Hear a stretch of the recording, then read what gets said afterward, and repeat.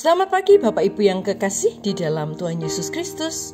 Pagi hari ini saya Eka Wayu Suryaningsih kembali menyapa dengan kebenaran firman Tuhan yang terdapat dalam Roma 8 ayat 37. Roma 8 ayat 37.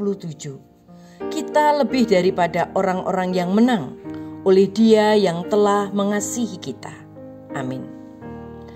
Suatu ketika ada seorang jenderal yang sangat menyukai permainan catur, dan beliau adalah pemain catur yang sangat handal.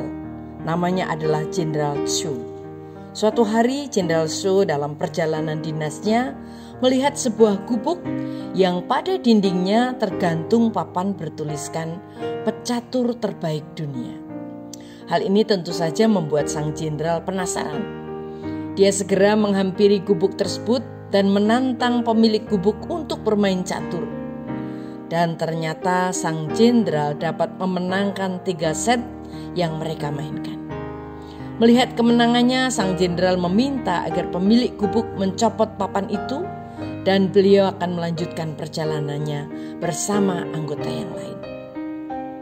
Namun dalam perjalanan pulang, sang jenderal yang melewati gubuk itu lagi kembali menemukan bahwa papan pecatur terbaik dunia itu belum juga dicopot, masih tergantung di dinding. Ia pun dengan marah masuk ke dalam dan menantang pemilik gubuk itu untuk bermain catur lagi. Namun kali ini hasilnya sangat mengejutkan. Sang jenderal tidak lagi menang, tetapi dia kalah telak 3 kali berturut-turut. Sang jenderal sangat terkejut dan dia mulai bertanya-tanya dalam hatinya. Melihat kegelisahan sang jenderal, pemilik gubuk itu dengan bijaksana berkata, "Pada waktu yang lalu saya tahu Anda sedang dalam perjalanan melaksanakan tugas negara. Maka saya tidak mau mengalahkan Anda untuk menjaga semangat juang Anda. Namun sekarang, karena Anda sudah menang dan sukses, sehingga saya sungguh-sungguh menunjukkan kemampuan saya yang sebenarnya. Saya tidak akan mengalah lagi." Itulah yang bisa kita artikan sebagai lebih dari pemenang. Seorang yang lebih dari pemenang bisa mengendalikan kemampuan atau apa yang dia miliki dengan menunjukkannya pada saat yang tepat. Tidak semua persoalan harus kita tanggapi dengan marah dan sesegera mungkin. Namun ada kalanya kita hanya duduk diam dan melihat semuanya hingga saat yang tepat bagi kita untuk menyelesaikannya.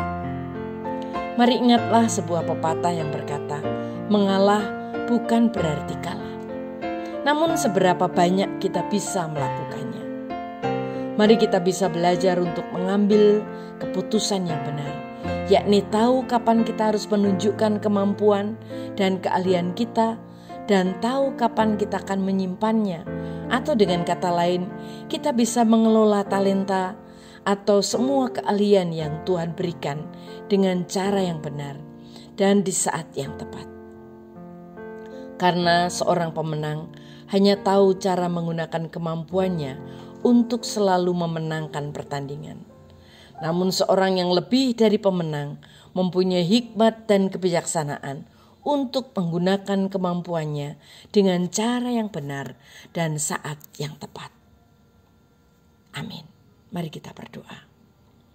Tuhan Yesus, terima kasih berikan kami hikmat dan kebijaksanaan sehingga kami mampu menggunakan setiap talenta dan karunia yang Tuhan berikan untuk hormat kemuliaan bagi nama-Mu. Dalam nama Tuhan Yesus kami berdoa. Haleluya. Amin.